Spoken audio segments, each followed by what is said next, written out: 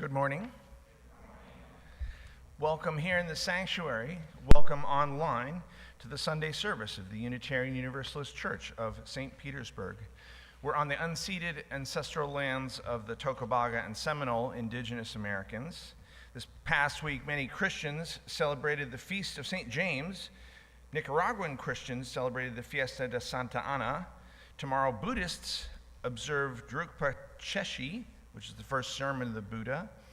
And on Monday, Hindus celebrate Nag Panchami.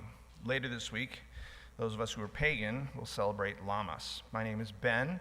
My pronouns are he and they. My wife Lucinda and I are just back from a 3-week vacation in the United Kingdom, and I'm just really happy to be here and to see you all. My thanks to everyone who led worship and who took leadership in this congregation in my absence, and I am excited for today's worship service.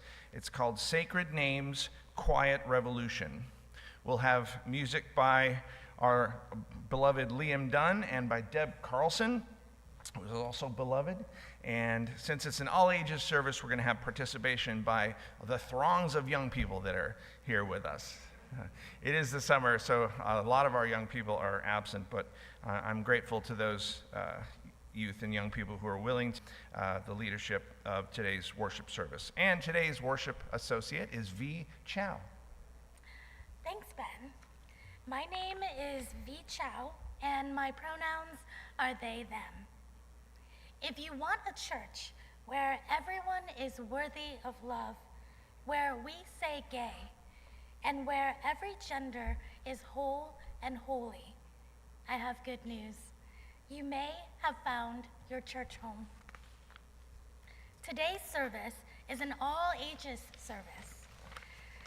That means most of our children stay in the sanctuary and are invited to participate in leading parts of the service as they are willing and able. Our nursery is open. Nursery-age children can stay here or there. Thanks, V. Our second announcement is an invitation to join us for coffee hour immediately following worship service. Now, we typically have coffee and cold drinks for the first 3 Sundays of the month, and we had snacks on the 4th. But this month, we had snacks and cake last week in honor of 2 of our members. So we'll be serving coffee, tea, and cold drinks only today. Our third announcement, our soundboard is not working. Sophie and I and others have been trying to make it work, but at this point, this is the sound level you get, both on this microphone and the other 4 microphones. So if you can't hear us, the best we can do is lean closer.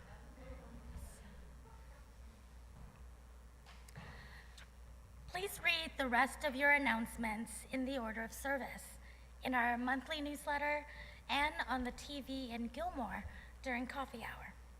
Now, as Unitarian Universalists, we are a people of diverse beliefs, but we do share a common faith that every being is worthy of love, that what we do in this world matters, and that we're connected. We're connected to one another. We are connected to the earth. So whoever you are, wherever you are on your journey, you are welcome here. Allow me to give a special welcome to any newcomers. If you are new to UU St. Pete, or even relatively new, can you give a wave? Hello. Wow. If you'd like, please briefly introduce yourselves. Reverend Ben will bring the microphone to you so those on YouTube can hear what you're saying. You are under no obligation to say anything, but if you are willing, we'd love to hear from you. Eat it. Okay, hi, my name is Jenna Barba. I'm from Michigan, and I belong to a UU church up there. Hopefully moving down here for good, and first time here. It's beautiful, beautiful church, and I feel very welcome, so thank you.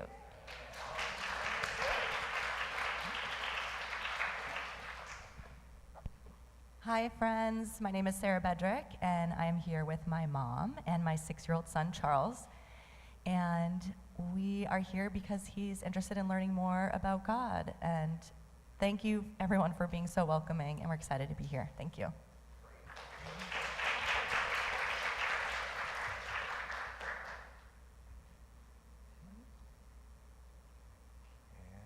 that's it. Thank you for sharing, and thank you for silencing your cell phones. Regarding masks, we encourage you to wear one as you are comfortable. Now is the time for us to turn and greet our neighbors. Say hello to someone new today, and please remember to get consent if you're going to hug or shake hands.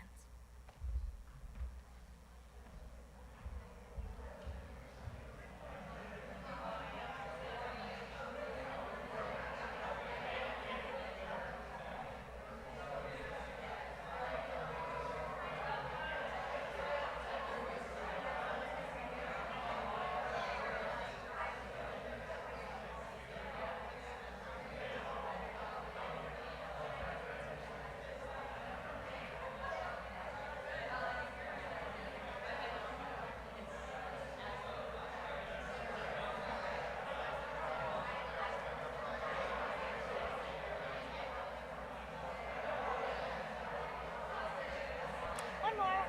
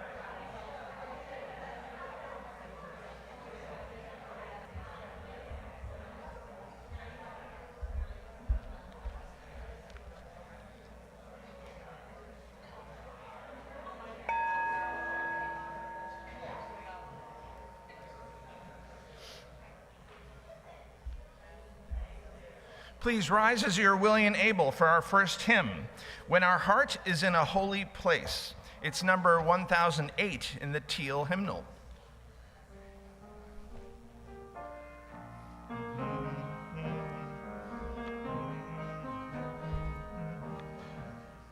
When our heart is in a holy place, when our heart is in a holy place, we are blessed with love and amazing grace. When our heart is in a holy place, when we trust the wisdom in each of us, every color, every creed and kind, and we see our faces in each other's eyes, then our heart is in a holy place. When our heart is in a holy place, when our heart is in a holy place, we are blessed with love and amazing grace. When our heart is in a holy place, when we tell our story from deep inside, and we listen with a loving mind, and we hear our voices in each other's words, then our heart is in a holy place. When our heart is in a holy place, when our heart is in a holy place, we are blessed with love and amazing grace. When our heart is in a holy place, when we share the silence of sacred space, and the God our hearts stirs within, and we feel the power of each other's faith, then our heart is in a holy place. When our heart is in a holy place, when our heart is in a holy place, we are blessed with love and amazing grace. When our heart is in a holy place, when our heart is in a holy place. Please remain standing for our chalice lighting. Our flaming chalice is a reminder that we choose to focus here together for this time today, and that we believe such time is sacred. When Elliot lights our chalice, I invite you to say our covenant out loud. The words are in your programs or online. Love is the spirit of this church, and service its law. This is our great covenant, to dwell together in peace, to seek the truth in love, and to help one another. You may be seated. Thanks, Elliot.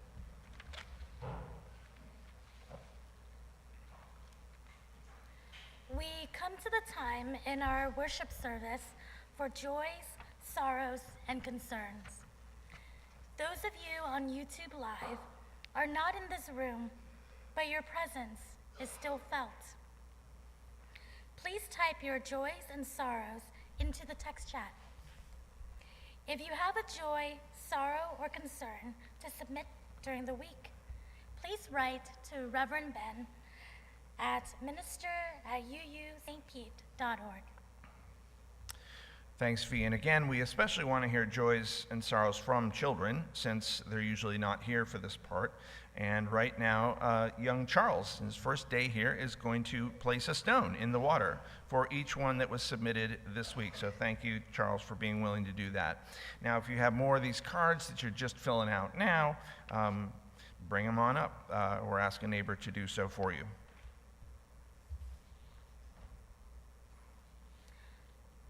First, a stone of concern from Kelly Patton for her recent diagnosis of breast cancer. A second stone, this one a stone of joy.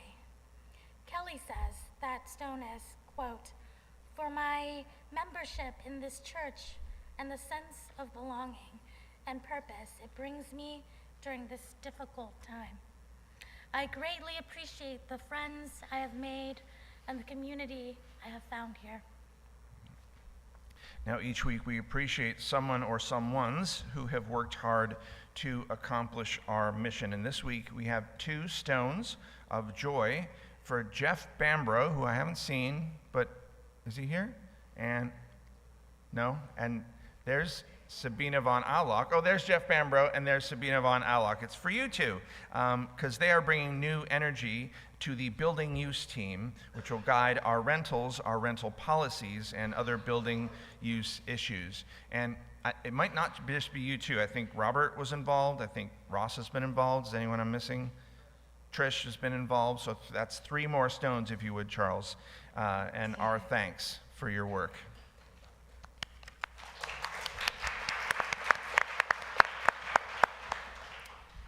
A stone of joy and gratitude for the president of our Unitarian Universalist Association, Reverend Dr. Sophia Betancourt. Another stone for our UUA staff and leaders, especially the staff from the UUA Southern Region Office. A stone of joy. We have a new office coordinator.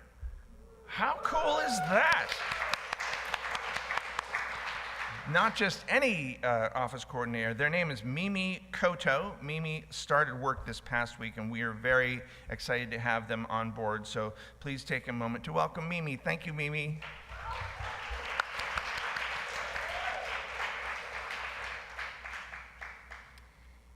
And actually, no, we have a couple more. We have a concern by Joanne Kellner. My college friend Derek, who recently had half his leg amputated because of diabetes. He has no health insurance. There is a GoFundMe to help with his medical bills, which I will share on the UUSP Facebook page. Thoughts and prayers are always welcome. Okay. And a stone of sorrow from Susan Bedrick for Papa. We all miss him. Another, a sorrow by Sarah, end quote. We miss you, Uncle Ken, and feel your love, support, and impact every day. Thank you for all you brought to our lives and continue to bring. That's all I have, V. Okay. Then, But let's, and we will no, place.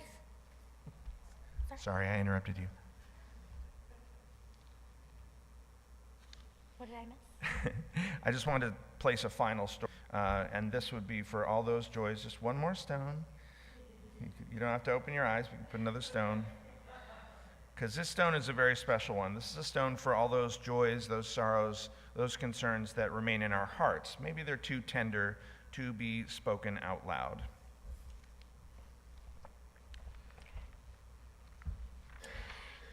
It is time for our responsive reading from our community covenant. The words can be found in your order of service, and Sophie Powers is here to lead us. Participants in the UU St. Pete community come together out of a common belief that what we do in this world matters. Love is the spirit of this church, and service is its law. Since a healthy and vibrant community depends upon our adherence to a common congregational covenant, we expect all community participants to commit to the following practices as a part of our great covenant.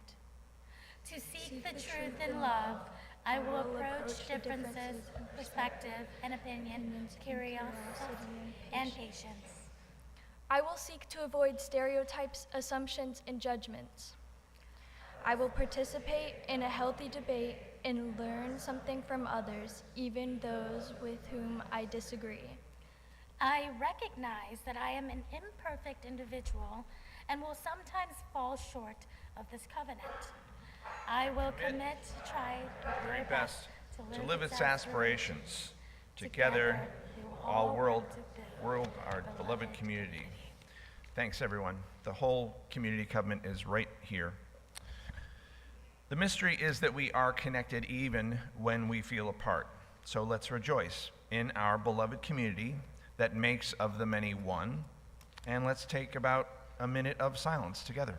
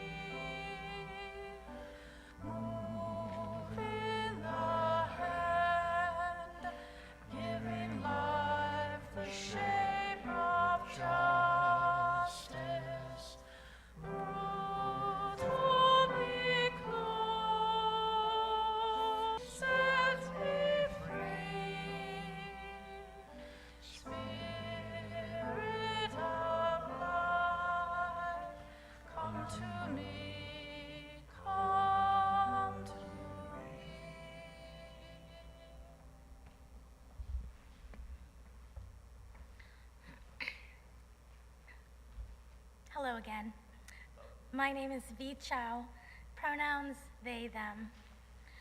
Let's try a thought experiment together. A little louder, thank you. Let's try a thought experiment together. I invite you to gently close your eyes or let your attention soften. I'm going to introduce you to 3 people. I'll tell you a little bit about each of them. As you listen, notice what you picture or who you picture, how you imagine them, what assumptions or images might arise. Ready? Molly and Todd are newlyweds. They've just settled into a quiet suburb right outside of Madison, Wisconsin. They've recently welcomed their first child. Frida is a transplant from Arizona to Boston, where she's completing her MFA. She dreams of writing a memoir about her life and taking the story on the road to meet others who resonates with her experiences. Kelly spent nearly 3 decades in corporate communications, which took her and her family all the way to Singapore. She recently retired, and I hope she is somewhere on a sandy beach with a Mai Tai in hand. Got your pictures? Hold them gently for a moment. Notice who you saw, what you filled in, what was clear, what is fuzzy. Okay, you can open your eyes now. Ready for the reveal? Molly and Todd are Vietnamese refugees who were resettled right outside of Madison, Wisconsin. Frida is a first-generation Nigerian American making the American dream her own. And Kelly is a Black woman from the Midwest, one of the few in her time to have climbed to her professional ranks. There's a reason that exercise stirred something in many of us. The pictures we conjured, the faces we imagined. That's because names are not just labels. They are deeply embedded into how we make sense of the world and of one another. Over the past decade, neuroscience has caught up to what poets and storytellers have always known. Hearing our name activates the brain in powerful, specific ways. In fact, studies show when someone hears their name spoken aloud, a unique network of regions in the brain lights up, regions tied to self and meaning. Your name is one of the first sounds that ever belonged to you. That taught your baby brain, I am here, I matter. And depending on who was speaking it and how, your name might carry memories of safety, of sweetness, of belonging.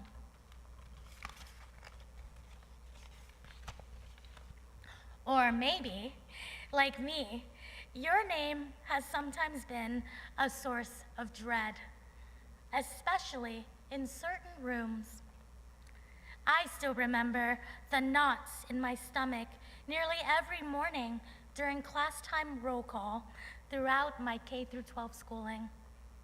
When a teacher suddenly had a panicked expression on their face, I knew it was likely my name that caused the discomfort. It used to be mildly destabilizing for me to hear my name butchered at the DMV or at the doctor's office. Even now, there's the occasional, "What's your real name?" as if the name I've made up just for you isn't enough. A while ago, during a routine intake for a BIPOC-centered mental health service, The receptionist apologized for not seeing my preferred name, instead attempting to call me by my given name. "I'm sorry," they said. I didn't mean to dead name you." I appreciated the care, but felt the need to clarify something. My name isn't dead, it's sacred. The name that shows up in official documents was chosen with love, spoken first by family and kin. And while I'm very selective about who gets to call me that, it's not buried. It's something I carry with reverence. What's dead, if anything, is the assumption that we only get to be one version of ourselves. These days, I no longer use she, her pronouns. I thrive in a more fluid space now. That shift from being named to naming myself has been a quiet revolution. It has liberated me from the script of compulsive heteronormativity, from the exhausting dance of fitting into someone else's definition of being good, and from living an entire lifetime playing a character I didn't write. Honestly, I think my female ancestors odd. I imagine them saying, "Finally, someone got free." So now, let's return to the first name you introduced to each other. A name that was the first sound that ever belonged to you. A name that someone might have mispronounced. The name that carries a story of who you are and of where and of whom you are from. I invite you, if you're comfortable, to turn to someone nearby and share something about your name. Maybe it's a meaning. Maybe it's a brief anecdote on your relationship to it. Maybe it's the way it's changed over time. And if today isn't the day to share aloud, that's okay. You can simply sit with your name, cradle it for a moment, ask it, who are we becoming? Let's take a minute here.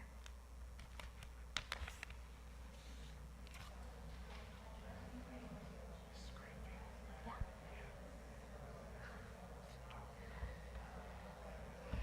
Let's take a minute here.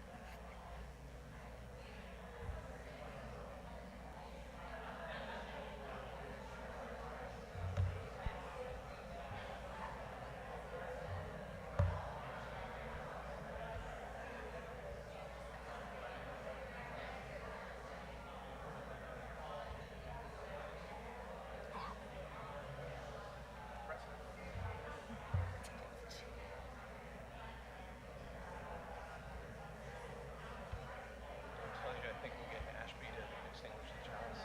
Okay. Yeah. Ashby, she's in the back. Okay. I'm saying it. No, you're saying it. No, I'm saying it. Okay.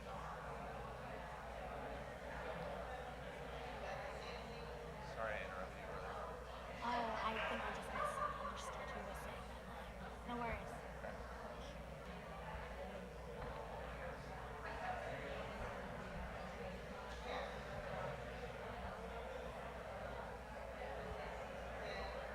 Okay, go ahead and finish your last thought.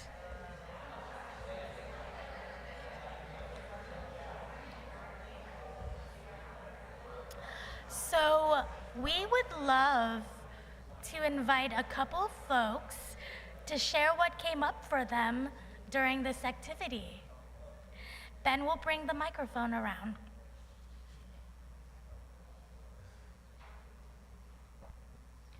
Hello, everyone. My name is Krisha. And my name is Polish. Check, check. All right, guys, sorry. My name is Krisha, and my name is Polish, and it's very special to me.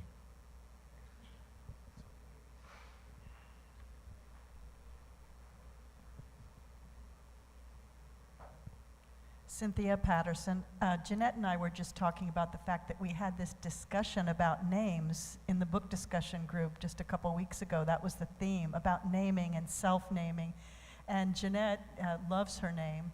My name, as I was little, was Cindy, and it was from that, I always heard that song, Get Along Home, Cindy, Cindy, and I hated that name. But it's important that we take our own names, take to ourselves our own names.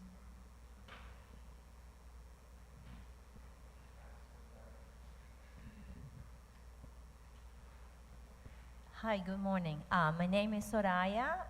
Not an easy name to say. Actually, my name is from the Middle East. I had no idea how my mom got my name. I'm from Colombia. But I also can relate to you in regards to the name, is pronouncing the name. I'm a teacher, and I have a lot of students. And one of the things that I am terrified is that first day of school, trying to proper, say the names. So I had changed a little bit, and I have my kids, introduce themselves, so that I can kind of get used to, okay? So, thank you. My name is Beth. My first name is Mildred, and I've always hated that name. I don't really hate it anymore, but I still don't want to be called Mildred. So I like being called Beth. Please don't call me Mildred.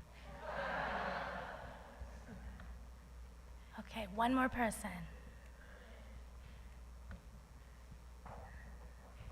So my middle name is Benjamin, and that's the name that I go by. Right? Never met a Ben I don't like.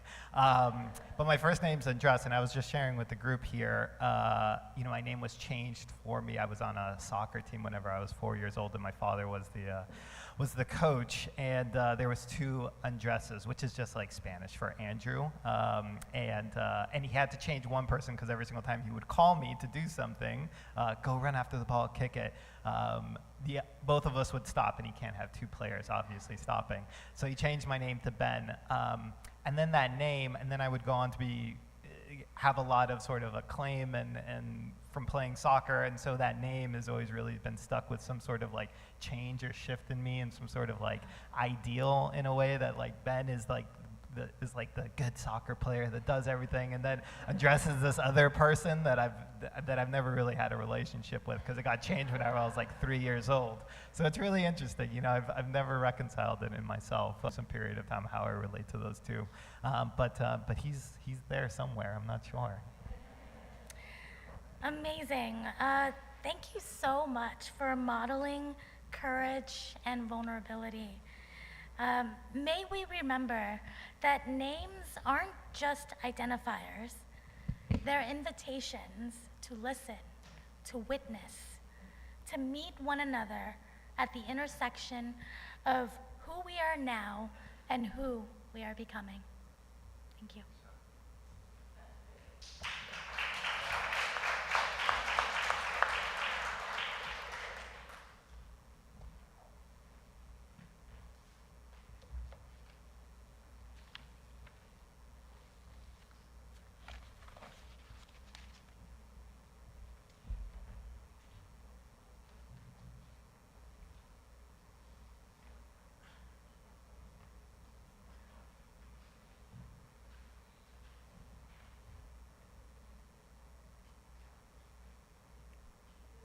Hello, there we go. This is another song by one of my favorite artists of today, Joy Alada-Kun, called I See America.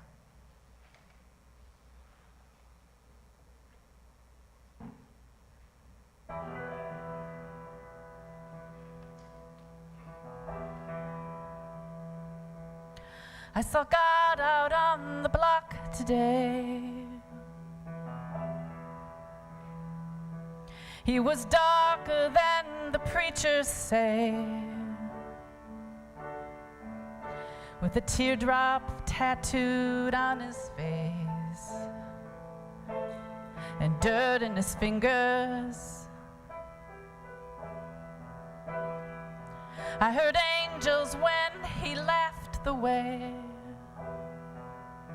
that people do when they've known true pain.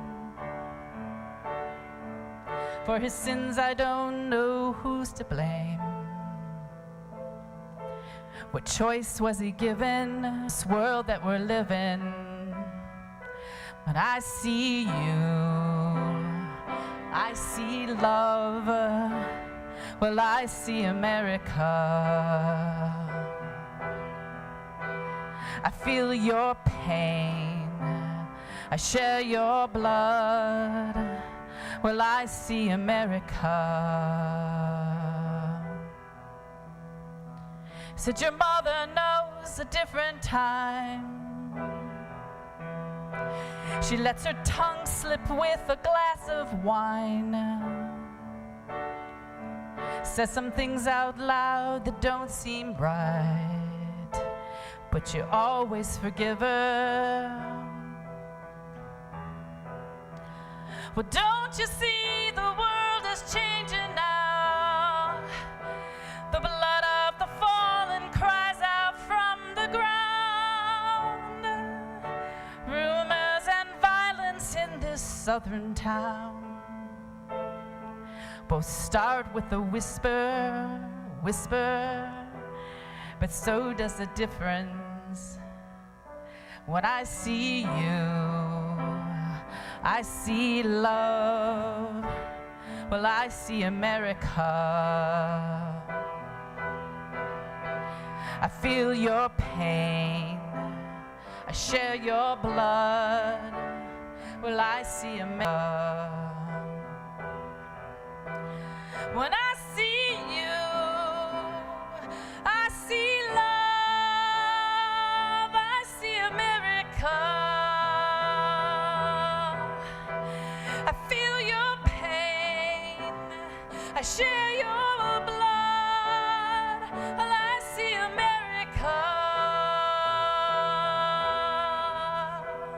When I see you, I see love. Well, I see America.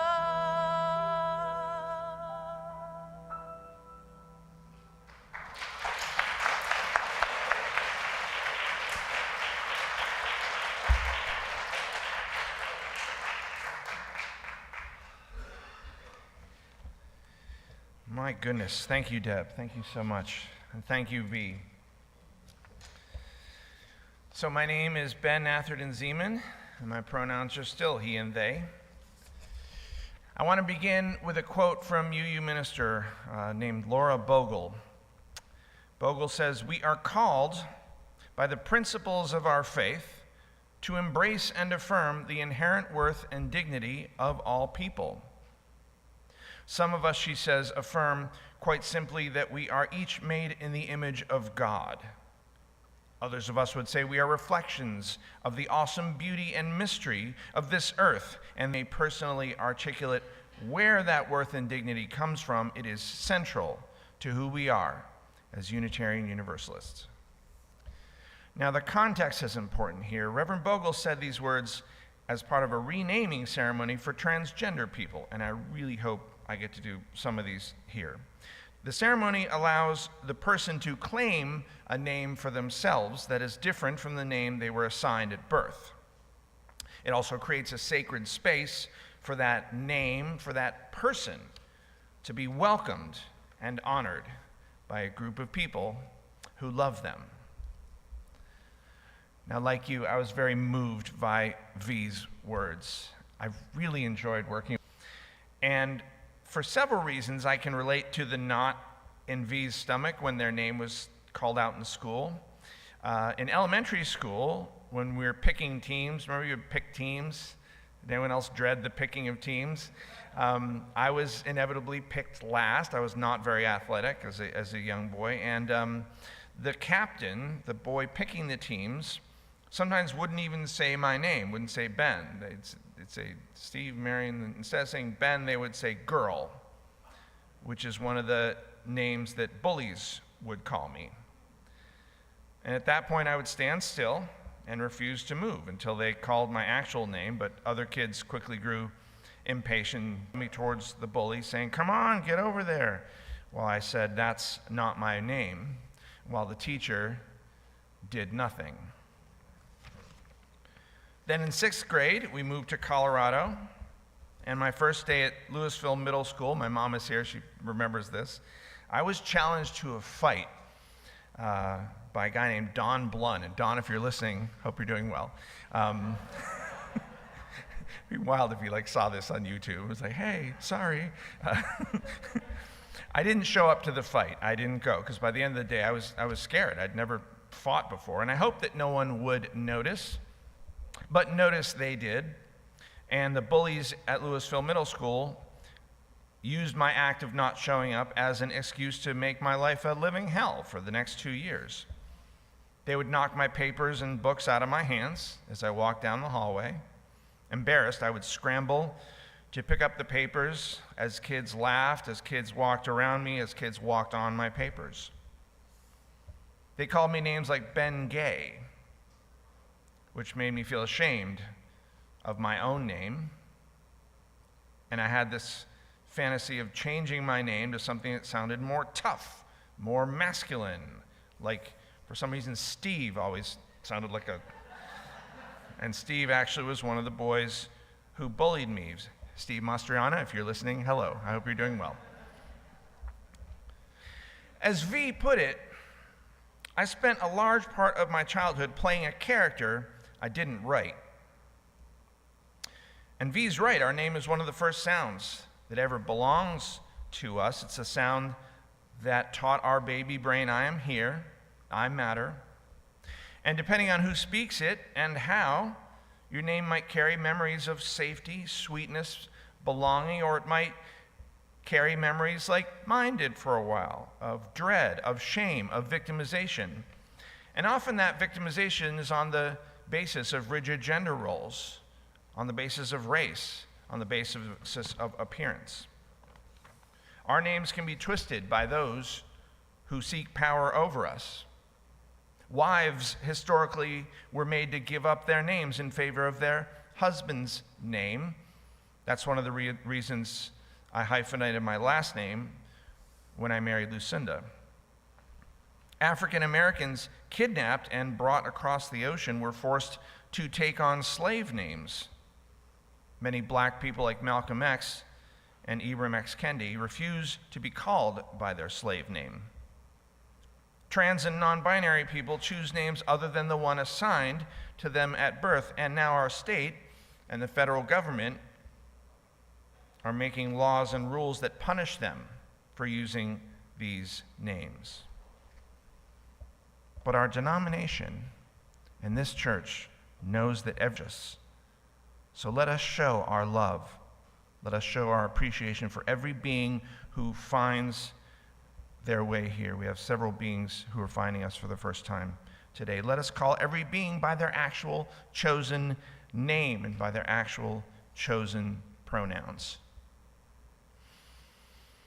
Now, these past few weeks, Lucinda and I were in the United Kingdom, and I was briefly in Paris. We made lots of new friends from the UK, from Europe, from different parts of the world, and many of them were sympathetic to our situation in this country.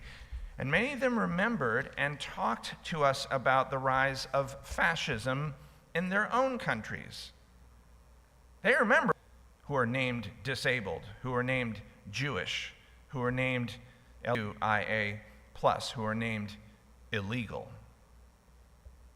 They remember police and paramilitary groups taking people off the streets. They remember fascist leaders telling them which radio stations they should listen to and which they shouldn't. That's right. But they also remember resistance movements. They remember movements guided by deeply held values as we hold on to our values. movements that rely on one another just as we do. And they remember satire to mock fascist leaders. And here in the US, while I was gone, comedians like Stephen Colbert and the creators of South Park have been speaking truth to power, have been allowing us to laugh at our leaders instead of simply fearing them. Never thought I'd mention South Park in a sermon. Next Saturday, I'll be at the corner of 34th Street and 22nd Avenue North for the Resistance Day of Action. I know many of you will be there too. Now, the organizers urge us to, quote, join Pinellas National Organization for Women, the League of Women Voters St. Petersburg, and many other groups as we in southern Pinellas County come together in solidarity with sister events across the nation to transform anger into action, harnessing the energy of collective resistance. They say our movement is rooted in nonviolence, but is far from passive. We stand strong, bold, and unyielding, showing the world the irresistible force of communities united against injustice. For some of us, though, rallies and protests are not part of our spiritual practice. Some prefer singing as a spiritual practice. When I see you, I see love, I see America. Or, as our first hymn said, tell our story from deep inside, and we listen with a loving mind, and we hear our voices in each other's words. We hear our voices in each other's words. Then our heart is in a holy place. And some use ceremony as spiritual practice. Back to Reverend Boggle's transgender renaming ceremony. At the end, it reminds participants that they are part of creating the sacred space that allows this cherished being with their chosen name to live their identity fully in our community. It is an opportunity to act as religious witnesses, to put our beliefs into action as we welcome all of who this person is to. So my name is Ben Atherton Zeman. My pronouns are he and they.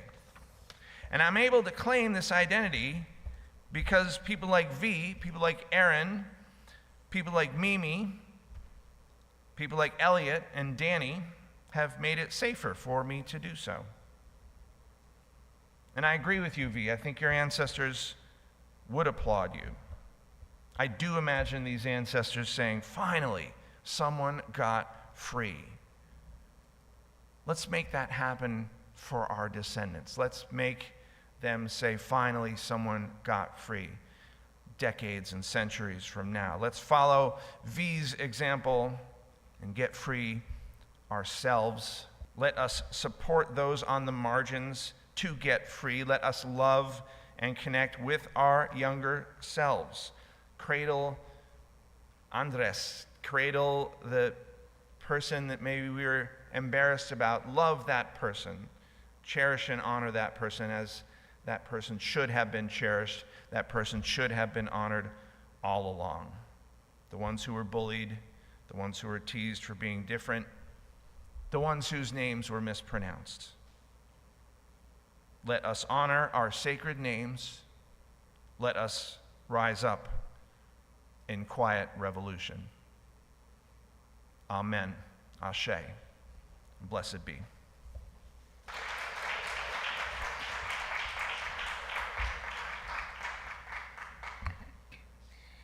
We eat fruit from trees planted long before we are born. May we plant seeds that bear fruit long after we're gone. In the sanctuary, the offering will now be given and received.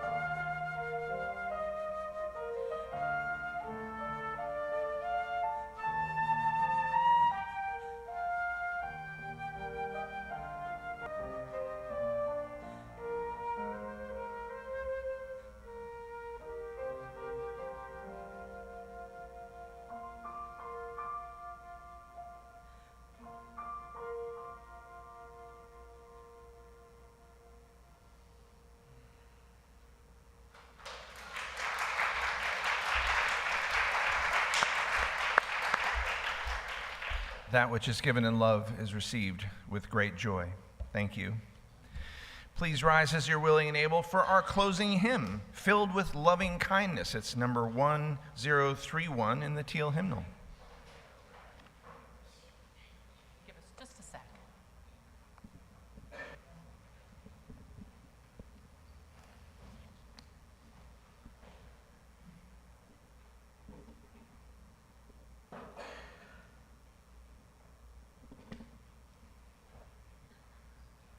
So this is a new hymn that you haven't sang before.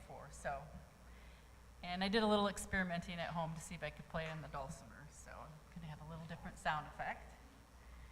And so since it is new, I'll sing the first verse, and then we'll go back to the first verse, but you guys will join in and we'll sing the 3 verses through. So it's a very meditative hymn. I will be filled with loving kindness. I will be well. I will be filled with loving kindness. I will be well. I will be peaceful and at ease. I will be well. So we'll do it with I again, guys. I will be filled with loving kindness. I will be well. I will be filled with loving kindness. I will be well. I will be peaceful and at ease. I will be whole. You will be filled with loving kindness. May you be well. May you be filled with loving kindness. May you be well. May you be peaceful and at ease. May you be whole. May we be filled with loving kindness. May we be well. May we be filled with loving kindness. May we be well. May we be peaceful and at ease. May we be whole. Let's remain standing. Let's remain standing and let's extinguish our chalice. Ashby, would you mind extinguishing the chalice for us? Thank you, Ashby. Ashby, extinguish our chalice. There are hand gestures that go along with it. The words are in your order of service and online. It goes like this: not the light of truth, the warmth of love, the fire of courage in our hearts out into the world. We extinguish this flame, but not the light of truth, the warmth of love, or the fire of courage. These we carry in our hearts and out into the world. Please be seated for Liam's postlude and V's final words.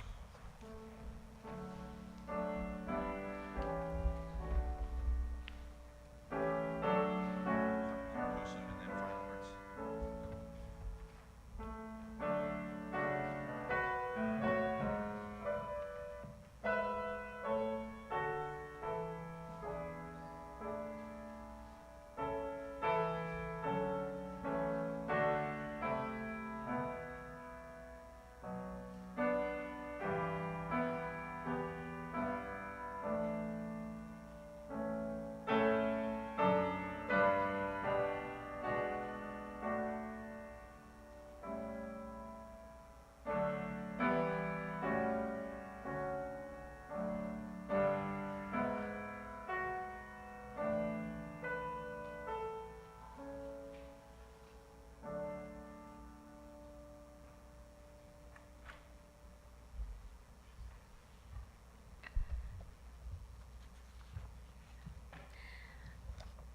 Our service is over, our worship is over, but our service now begins. Please join us for coffee hour in Gilmore. And if you see someone not talking to anyone, maybe go up and say hello. We hope that this time together will help you through your week. Will help you remember you are not alone.